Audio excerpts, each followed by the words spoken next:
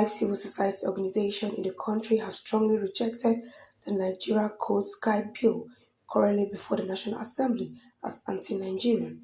The coalition, in support of national security advancement at a world press conference held in Abuja, said the bill is an attempt to amend the constitution through the backdoor by creating another arm of the armed forces. The group raised concern over national security, economic manipulation, and constitutional conflict in a joint address by Okwa Daniel and Bilal Abdulahi. The coalition also highlighted the economic burden of establishing a coast guard, which would require significant funding, potentially diverting resources from the Nigerian Navy. Furthermore, the group emphasized constitutional issues noteworthy to the state that the proposed cross-guide contract section of the Nigerian Constitution, which recognizes only the Army, Navy, and Air Force as branch of the armed forces. The group proposed strengthening the Nigerian Navy and establishing a civilian-controlled maritime agency to handle the non-military duties. They urged the National Assembly to discard the bill. The group said the legislation was not in the best interest of citizens, hence the sponsor must apologize. Called on President Bola Ahmed Tinubu and the National Assembly leadership to carefully consider the demands of the country's present security and economic realities and constitutional obligation. Several important issues have been brought to light by through analysis of the Coast Guard Bill as well as observation from regional and global perspective. The amount of incompetence needed to manage increasing complex security concerns might also be increased by funding the training of Nigerian Navy officers, especially in fields that demand proficiency in cybersecurity, intelligence collection, and environmental monitoring. By doing this, the Navy will definitely be strengthened to provide a strong defense against smuggling, piracy, and other maritime crime, greatly enhancing national security without the need to establish a separate Coast Guard.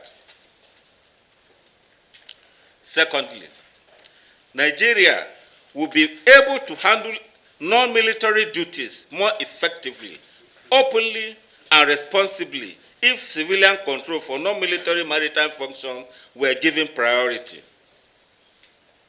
For a better replacement of establishing a military coast guard, Nigeria might set up a civilian-run organization to manage tasks like environmental protection, customs enforcement, and search and rescue. In addition to avoiding duplication of Navy operations, this strategy will be in line with global best practices. For instance, the United Kingdom established the Maritime and Coast Guard Agency, a non-militarized agency in charge of search and rescue, pollution control, and other civilian duties, to distinguish its maritime military operations from civilian supervision. In contrast, it's known that South Africa's Navy has taken charge of its marine security, working with civilian organizations on non-military missions. By studying these effective models, Nigeria may establish a framework that guarantees effectiveness and responsibility without putting an excessive strain on resource or budget. Our position demonstrates a dedication to constitutional observance, effective resource allocation, and sensitivity to matters of national security. Establishing a new independent Coast Guard may seem appealing on the surface, but the practical implications suggest that a more integrated, resource-efficient, and constitutionally aligned approach will be far more beneficial for Nigeria's long-term security and economic stability.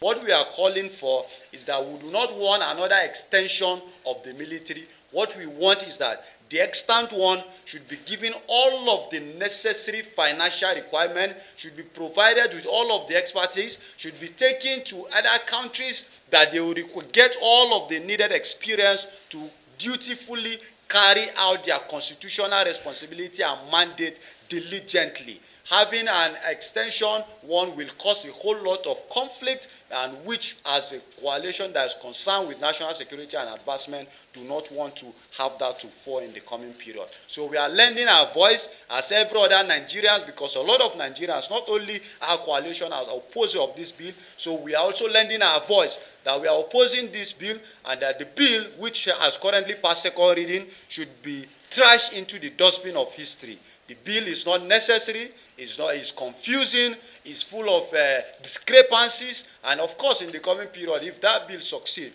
it's going to cause a whole lot of crises which we do not